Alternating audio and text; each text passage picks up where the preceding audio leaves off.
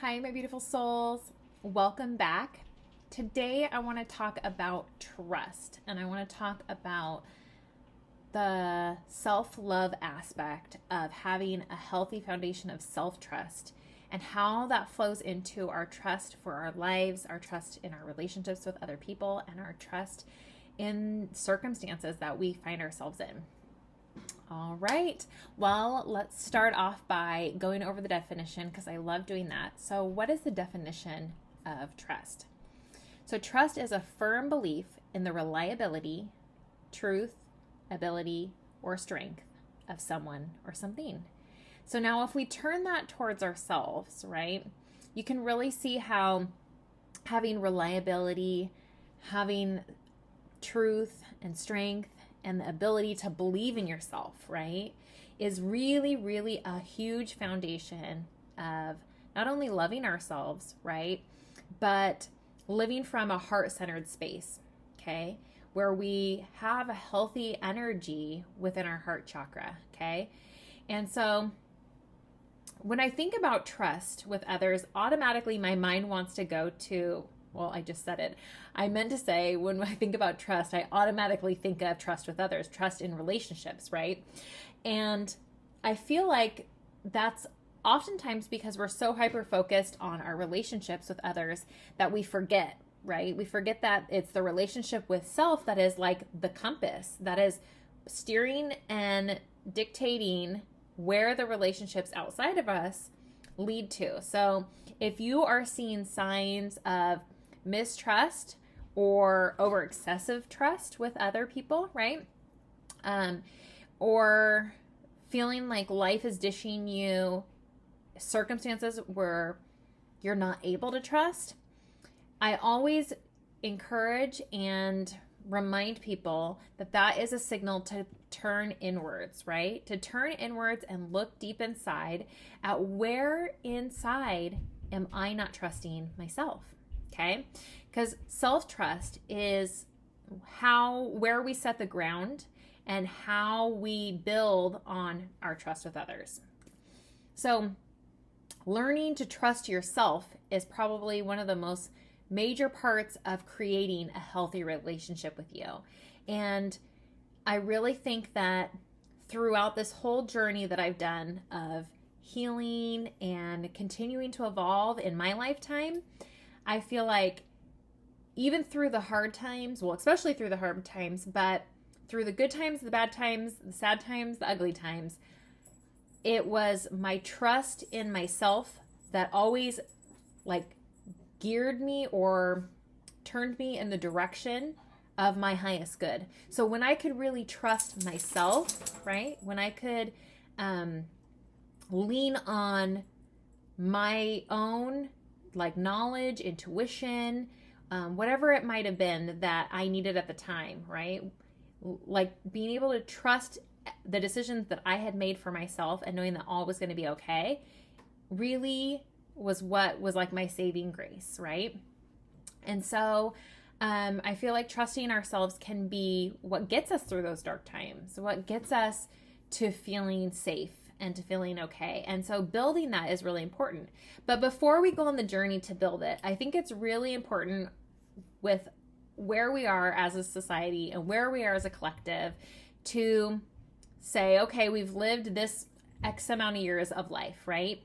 Now let's check in. Let's take a check-in and understand, do I really trust myself? How does someone know if they do trust themselves? And when I ask these questions, I always remind people to take a minute and pause before I start going over the questions and really get present with yourself to be able to answer these honestly. Because I know for me, and I know this is really common for so many others out there, is that sometimes when you ask yourself the hard questions, right, your ego rushes in, right, and wants to say, no, I don't do that immediately, right? But if in this practice where you're taking the time to learn and deepen about like your own self and the wisdom of loving yourself at a better rate and what it means to trust yourself, then pull down the ego for a second and know that you're in a safe space. If there's one person in this world that you can trust, it should be you, right? And so give yourself that space and that honesty to be able to answer these questions honestly and authentically, because in the end, nobody, like, you're not supposed to, if you're loving yourself, you're not supposed to be judging yourself, right? And so we're not going to be in a place where we shame ourselves if you get any of the questions, answers yes, right? You're going to just know that there is work to be done in those areas. So take a minute, tell your ego to quiet down, and really be honest with yourself when answering the following. Okay, so people that don't trust themselves, this is a great place to start, is showing you what that looks like so that you can say, do I do this or do I not do this, right? And even if you do it mildly, then be honest with yourself. Yeah, not all the time, but sometimes I do, right? In this area, or maybe in this specific relationship, or whatever maybe. Okay, so the first one is, do you minimize or deny your own needs? And I know that this is severely common, not only just for humans in general, right? But for females, right? We are raised and programmed, like that is a thing, that we are raising our females to be the nurturers that are needless, right? Because that means you're a good person, right? So in society, our society is built on these unhealthy beliefs that if a female is good, right? Like all the qualities that are good, that she'll put everybody else before her, right? So that other genders can assume a higher position than her and have power over her. That is the way of the world right now in the patriarchal society that we live in. Hopefully we move and evolve from that, but that is where we live today. So, how many moms out there, right, or wives out there, make sure that they do all of like everybody else's needs before they start filling in their needs, right? I remember when I was married and before I went on this healing journey, early stages of being a mom, I remember I would do that.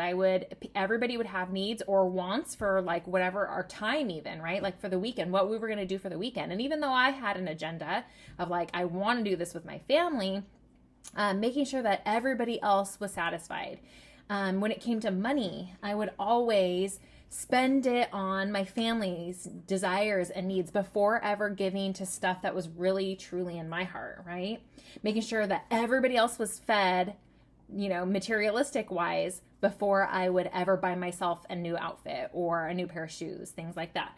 And I think that, like I said, that's really common. And not to say that males don't do that, right?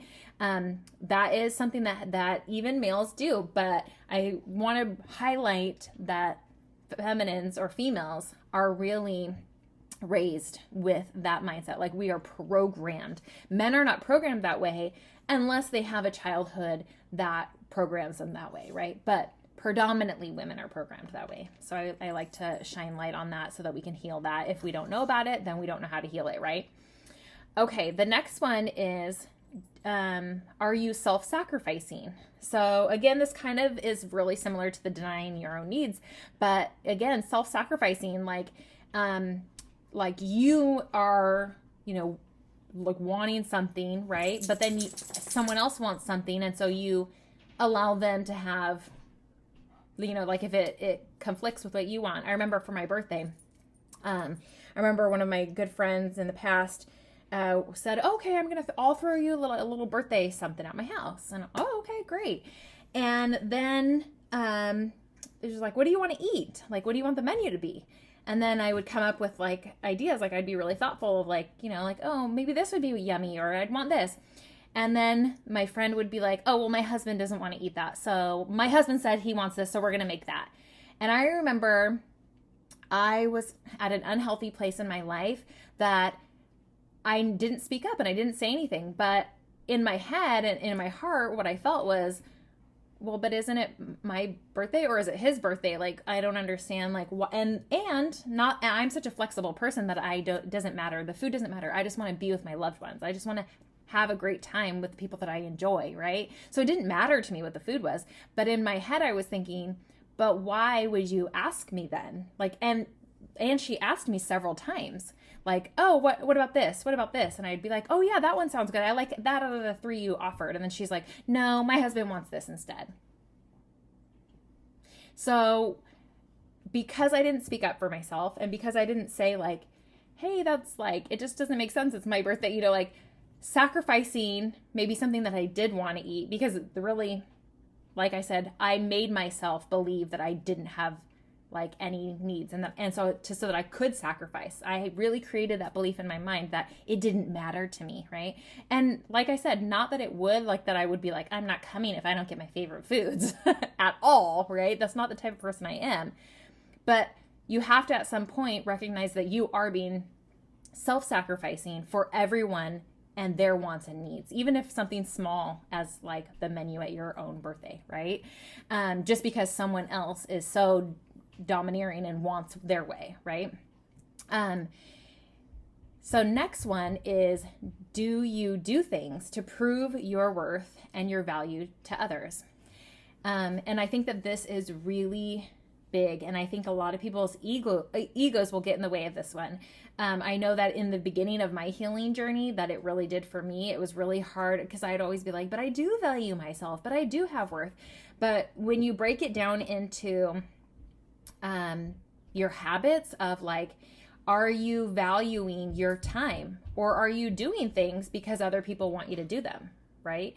Are you like valuing who you are in relationships? Or if other people are trying to devalue you and act like your time doesn't matter and that they could take you or leave you, are you standing up and putting healthy boundaries in the relationship and saying, hey, my time is valuable, and I'm not gonna go there with you. Like, if you want to get together, then and you keep bailing on me every time, then this is going to be like an end game, right? Are you valuing and putting the worth in who you are, right? Because if not, then you're going to be proving it to people, like proving how amazing you are just to be in the relationship so you can stay in relationships. Okay, the next one is, do you break promises that you make to yourself? So this is a really big one because first off, we're not taught how to really trust ourselves and have that really healthy foundation of trust, self-trust, right? And since it's not really a thing, like we just get lucky if we have someone in our life that displays it really well for us, okay?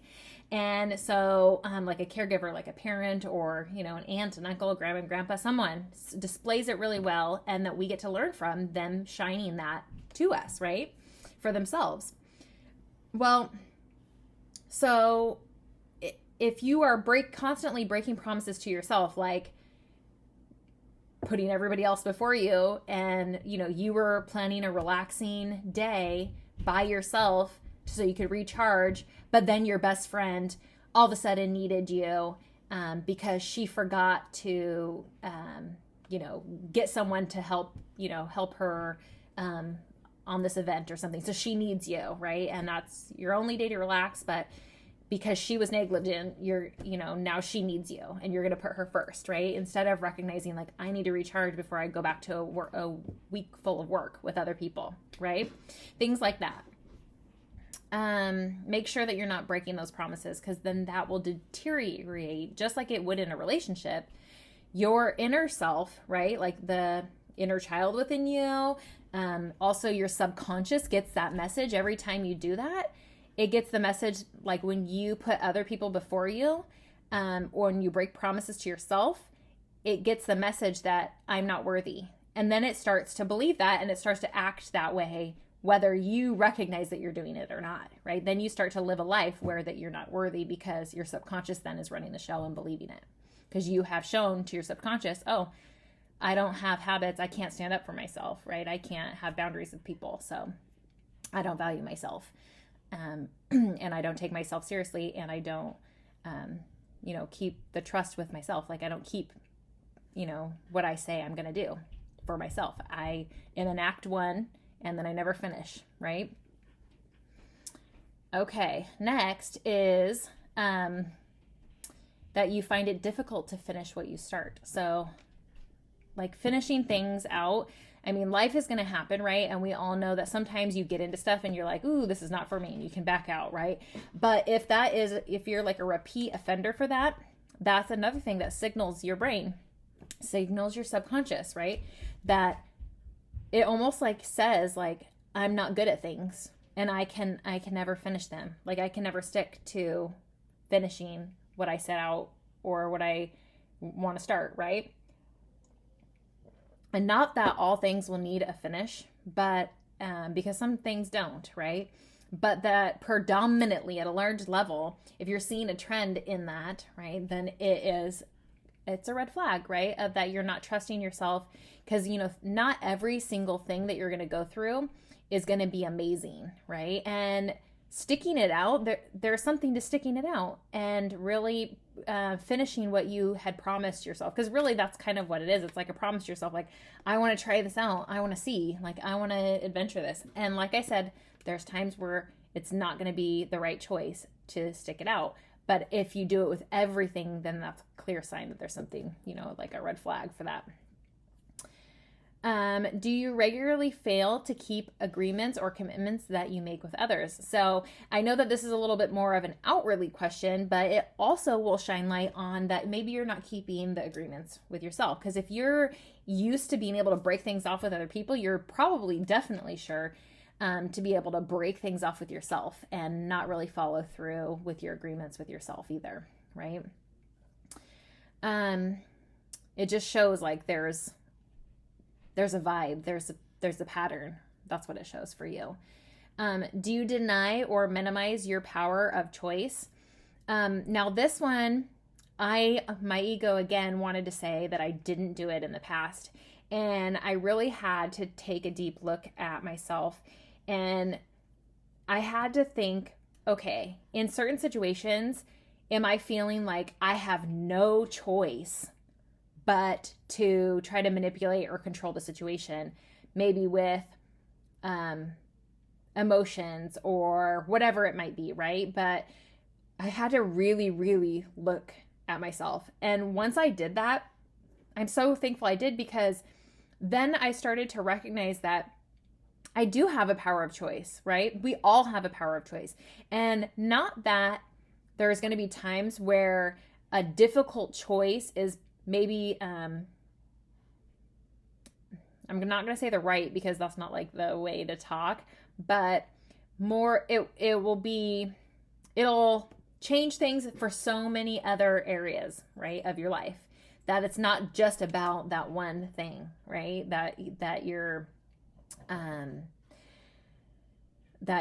choosing for, right? That it's going to literally affect so many other parts of your life that you really have to take all those other parts of your life into account. So, those are more one-offs. More what I'm talking about is when we start to do the victim energy of like, well, but I'm a single mom and I don't have a choice, right? Like, for example, I'm a single mom and I have a special needs kid at home, and I don't believe in, especially since he's predominantly nonverbal, putting him into the care or the hands of someone else to take care of him all day, preschool age. Okay. And he's just about at school age. Like this next year, he's going to go into kindergarten, but I've never felt like, first off, that it's anybody else's job to raise my child more hours than it is mine. And so when I got divorced, that was a really, really tough one, right? Like, because in society, you work to survive, you work to live, right? And so starting my own business with you all here listening and watching, right?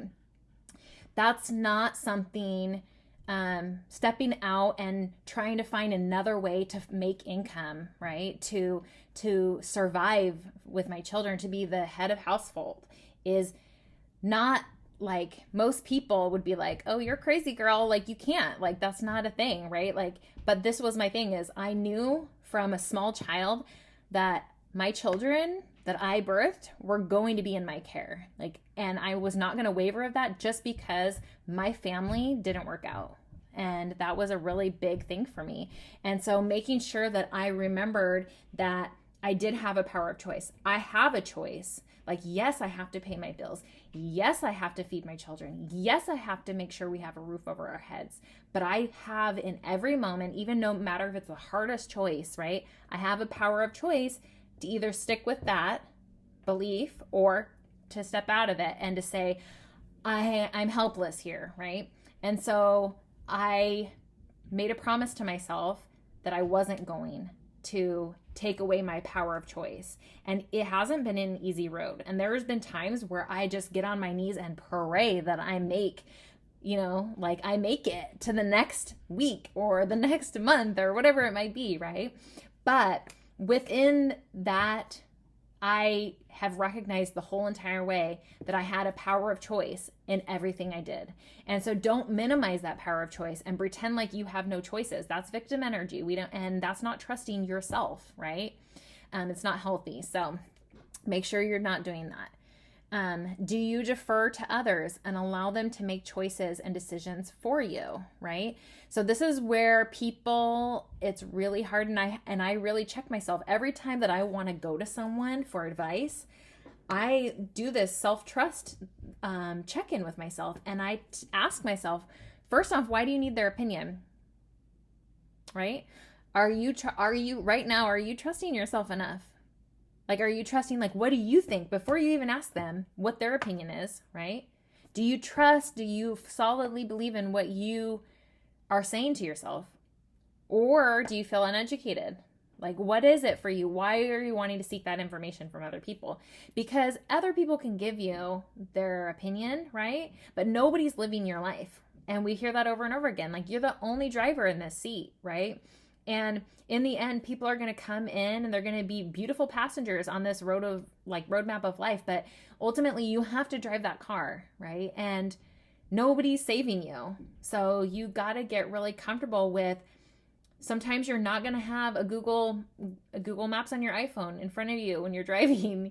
You're going to just have to really depend on yourself. And so strengthening, especially in the little things. So if you're one of those people that go and you're like asking people for advice all the time, it's okay to get other people's opinions, right? But really acknowledge that you're the one dictating like the decision. You're the one, no matter what people are going to say to you, you're the one that's really going to dictate your belief, right? And that you're going to, make your best decisions for you. Okay. The next one is, do you distrust your intuition? Now, this is a really big one with trusting yourself. And I feel like when I was like writing this content and researching trust, right, and why it's so important, this one came up really big for me. Obviously, I'm super spiritual. I'm super connected to my higher self.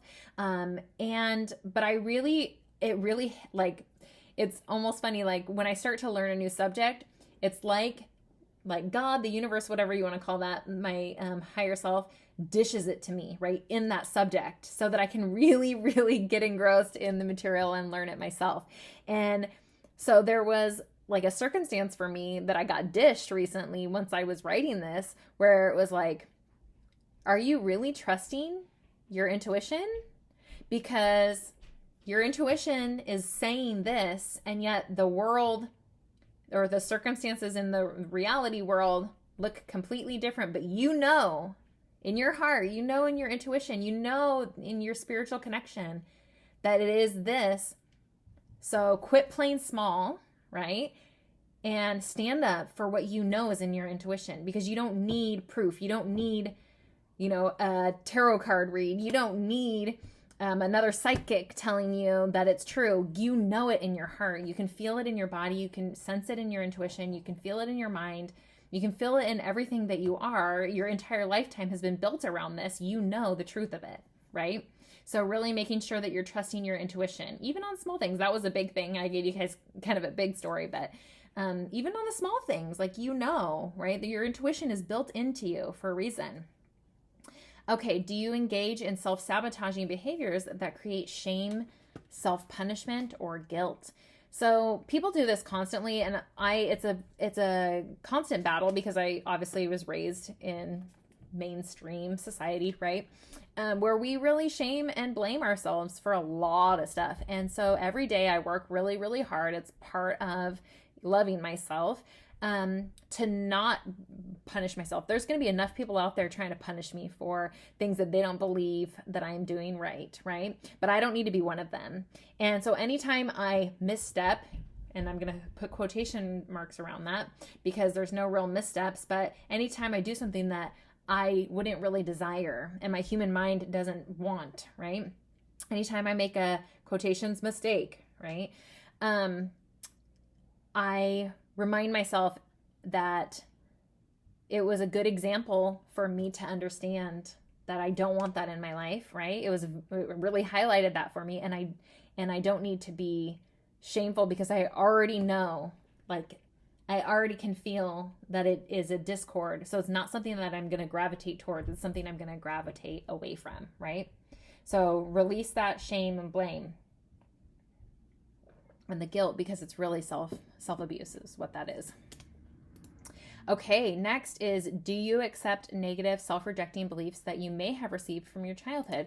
So that's something that's really important, that a lot of people, I mean, I really highly suggest people to do inner child work, right? So that's like a whole thing in itself, and we can't really go into a lot of that here, but there's going to be things, right? Like, for example, a girl that I follow on Instagram, she is very vocal about how she hears her mom's voice in her head every time she looks in the mirror or she watches a video of her body. And she hears her mom's criticizing voice about her body, right? And she's done a lot of work. I've watched her do a lot of work to unwind that voice of her mom pretty much shaming her for the way her body looked, okay? And so what is it in your childhood maybe that you carry still with you, right? That you like still hear in your mind when you, I don't know, look in the mirror or when you do a certain behavior. I know for me, one of my personal ones was my family always made me feel like I was extra, right? It made me always feel like I was like too much to handle, right? And so they would tell me all the time that I was dramatic, or that, you know, like kind of, or just stare at me like when we'd have family gatherings, because I was like, I would just love to talk and like be super social, and everybody else was introverts, right?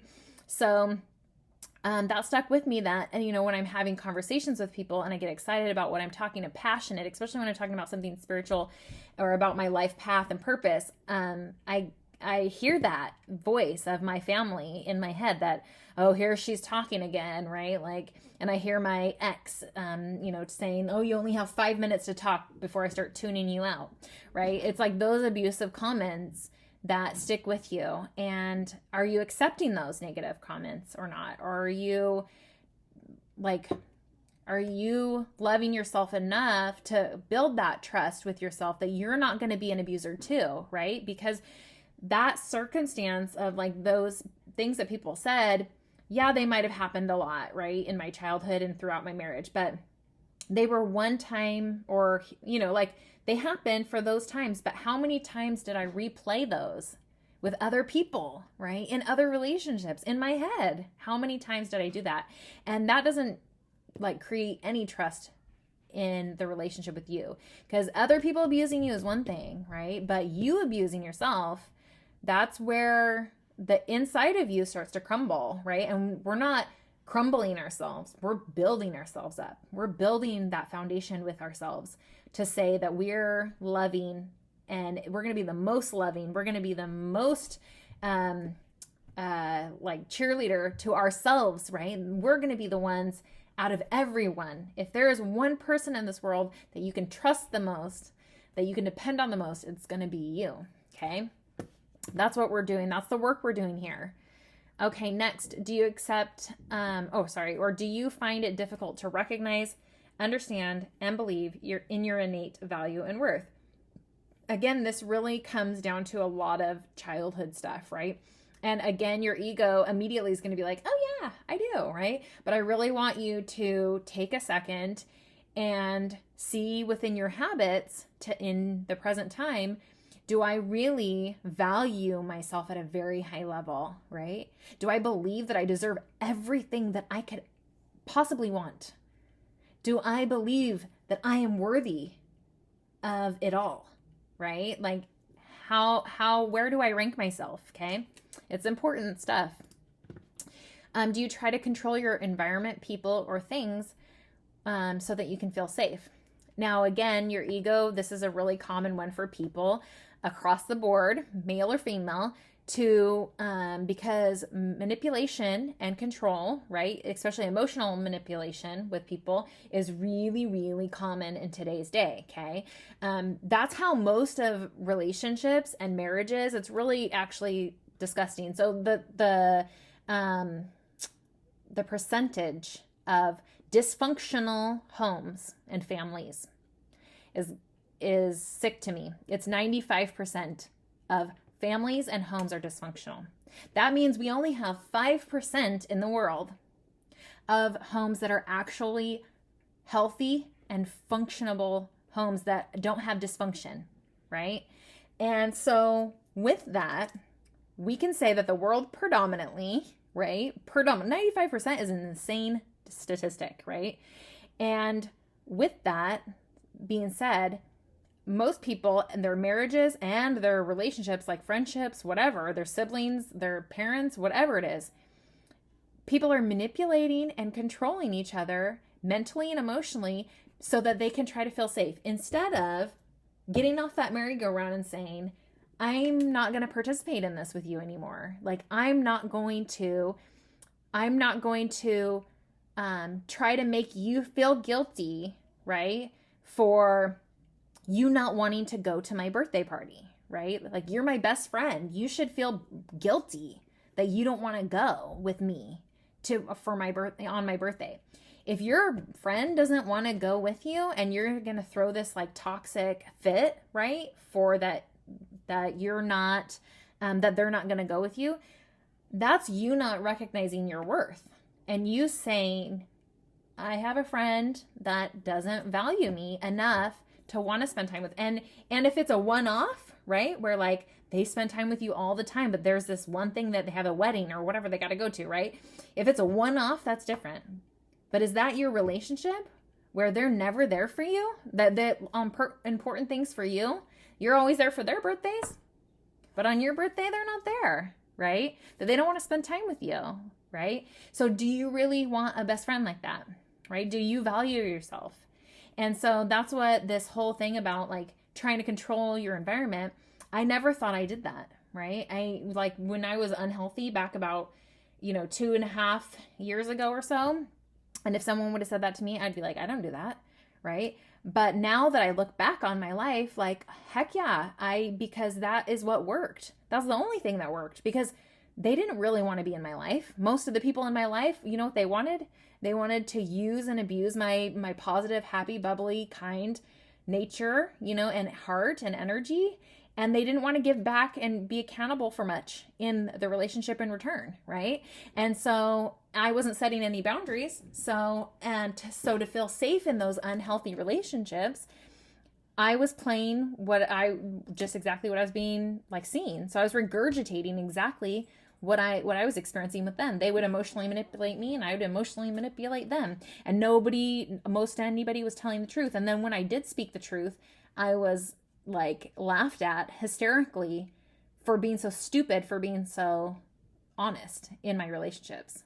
People would literally, I remember them like saying I was so stupid for being that honest. I have told people, even to complete strangers, I would tell them like, what happened in some of my darkest relationships. And they'd be like, oh, well, that was your fault. That was stupid. Why were you so honest with them? And I look at people and I'm like, well, because honesty is a form of love. And when we're lying and trying to control and manipulate each other, it's not healthy.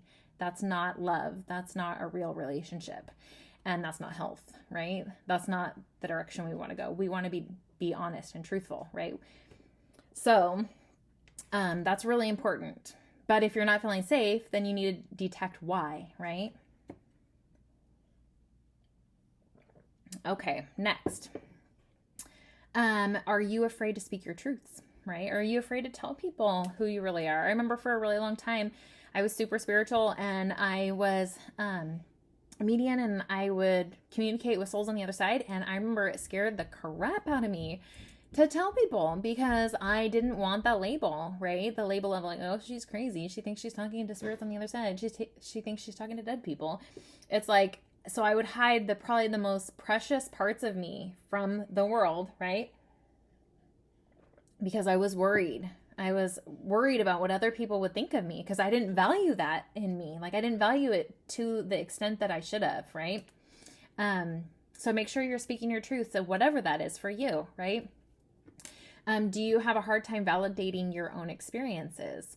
So this one is a little tricky. I feel like it's a little mind bending because I feel like we oftentimes, we're really bad as a society, right? Validating. And because everybody's kind of in the manipulative control like thing in relationships, a lot of people aren't taking responsibility, right? And accepting responsibility for their part in relationships in a healthy way. So since people aren't doing that, right, it's really hard because we're not doing it on a large level within ourselves, but we're definitely not doing it, with relationships with others. So we're not really taught from a small age how to validate our own experiences. And so, for example, I just went to a doctor's appointment where my doctor didn't see things the way I was seeing them. And that's okay. We don't have to, right? Like you get to have your opinion, medical opinion, and I get to have my own personal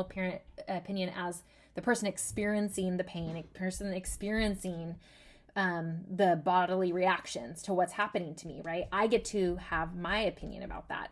And it didn't matter that we had a difference of opinion, but my doctor didn't support me having my own opinion and was really gaslighting me, saying that wasn't the case, even though they weren't the ones experiencing it.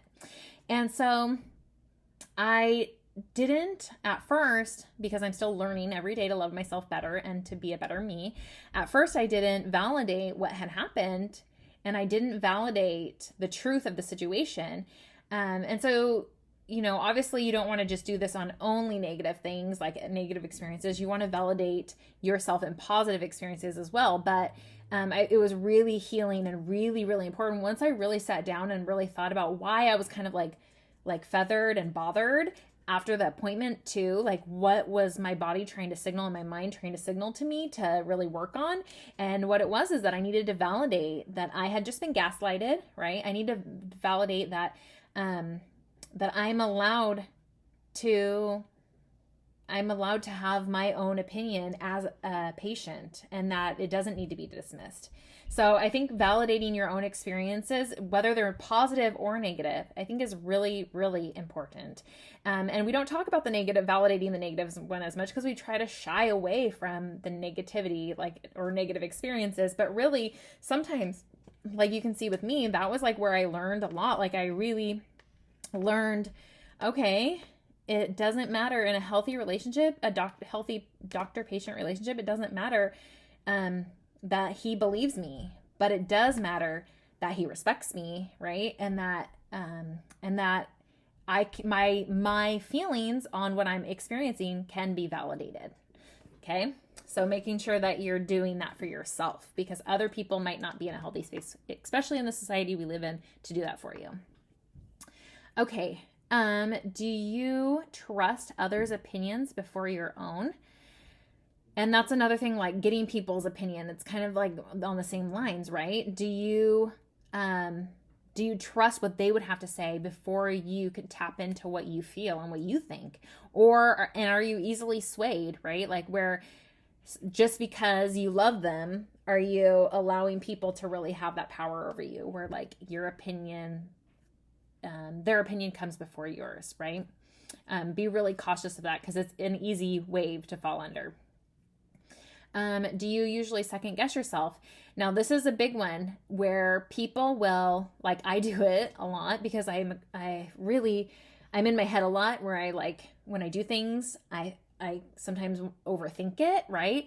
So I try really hard to let go of overthinking, but sometimes I'm in my head and I can be really critical of like what I said to people. Like, for example, that doctor's office visit. I spent a lot of time afterwards really thinking it through. And at some point, I had to love myself enough and trust myself enough to say, you need to believe in your own opinion about it, right? You need to, and don't be too hard on how you reacted. And, don't second guess the decisions you made, because really in the end, you made the best decisions. That's like, you almost don't trust the decision you made, right? And then the next one is, are you overly critical of yourself? Don't be overly critical of like everything you do, right? That usually comes from having someone be critical of you as a child, right? Or the world being critical of maybe like the gender that you are or whatever, right?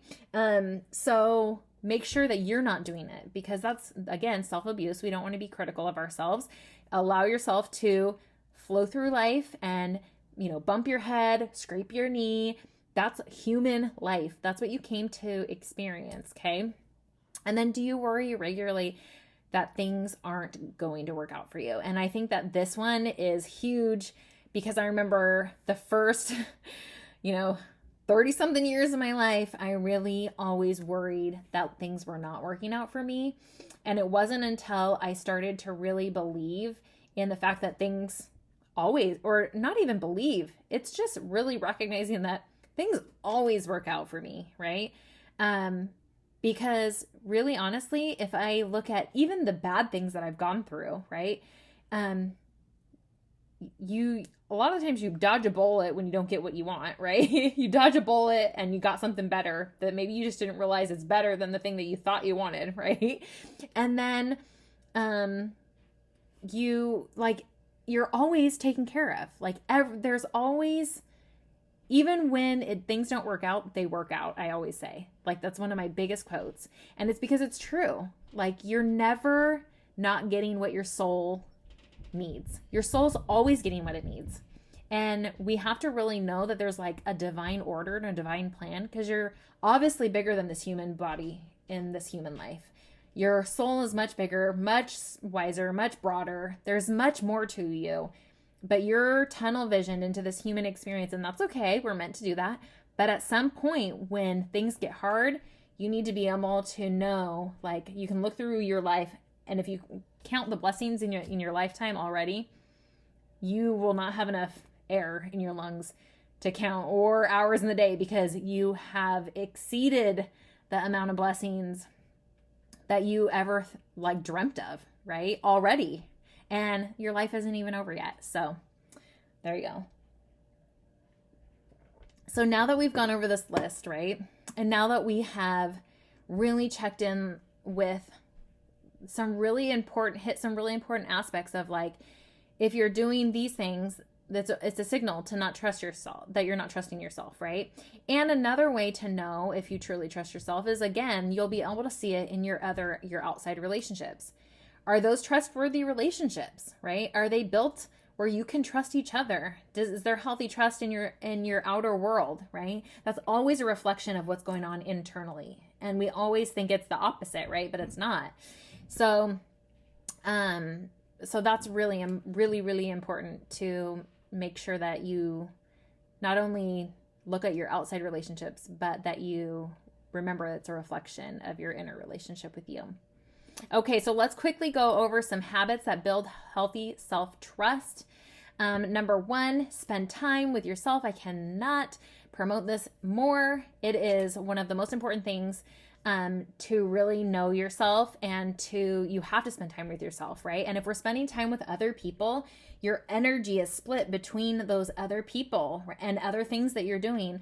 Spending time with yourself, you get to know your likes, your dislikes, right? You get to build this foundation and this beautiful relationship with the self, that if you don't have that beautiful, strong, healthy relationship with the self, your other relationships are not going to be as stable, because you're not going to have the confidence, and you're not going to have the trust. You're not going to have all the things, ingredients that you need to have healthy relationships with other people. Next one, number 2, build on your strengths. So when you're starting to trust yourself, right, it's hard to just all of a sudden, especially if you've had a lot of yeses to some of those questions, right? So I suggest that like start small. Start with things that you're really good at, that you have strength in already, right? So that you build like success off of those and feel good about it, right? That's like they talk about in the law of attraction, like start small. Start with like, I want to see a purple car on the freeway today, right? I want to attract that into my reality, right? And then you're going to notice like 5 billion purple cars, right? And you're going to be like, oh my God, I'm such an amazing manifester, right? It's that same concept of like, doing things that you like that are manageable, things that are in your strengths, so that you can trust yourself, that you build a series of trust over time that gets bigger and bigger and bigger with the more success that you have within your strengths, right? Okay, next is unconditional self-love. And obviously I can't preach this any more than I am. You need to practice unconditional self-love in all parts of you, right? And when things don't go as planned, right? Then have self-love, talk in your mind, like be that good self-parenting to yourself that can really like calm and create peace and create strength and all the right things to make you the best you. Just love and have compassion for yourself and no shaming or blaming, right? Okay, next, be decisive. And we talked about this kind of through the questions, is making sure that you are confident with your decisions, right? Because ultimately this is your life. This isn't somebody else's life. And when you can be decisive and when you can make decisions and not, second guess yourself and be really critical of the decisions you've made, it is a game changer in trusting yourself and having a good healthy self-trust. So remember that things are always working out, and we kind of just went over this, right? Is that just making sure that you always you can tap into that. If you can't tap into maybe your human mind knowing, definitely tap into your higher self, whatever energy you believe, is that divine energy, whether you think it's Buddha, God, spirit, source, if you want to call it the universe, whatever it is that you decide it is for you, right? It doesn't matter what label you give it. When you look at religion across all like walks of life, at the basis of, if you get down to like the very basis of it, it's all the same, right? And they're just masked with different labels and different beliefs and different rules, but it all comes down to the same thing. So whatever energy that is for you, remember that energy has your back and that you are a part of that energy. Your soul has your back no matter what, right? And then the next one is make sure that you're not manipulating or controlling circumstances or people around you, because it is easy to, especially in today's day, to really, fall into that trap of like, oh, well, I don't want to be alone tonight, so let's emotionally manipulate someone to staying next to my side, instead of being honest and saying, I want to be with you, right? Because maybe at some level in that scenario, you're scared that the other person is going to say you're not worth it, right? But you're never going to know unless you say it, right? Like, and why would we want to waste a lifetime with someone that you don't know because you're too scared to figure it out, right? So, yeah, don't manipulate others or circumstances. It's not worth it, I promise. All right, well, that's all I had for you, and I really hope that you found some really important pieces to what trust really means for you and helps fill those gaps and gives you that wisdom and helps strengthen this bond between you and you. Because really, in the end, that's the most important bond that you have. And the trust between you and you is the most important one you'll make in this lifetime. All right, well, I hope you have a wonderful rest of your day. And don't forget, take care and love yourself. Bye.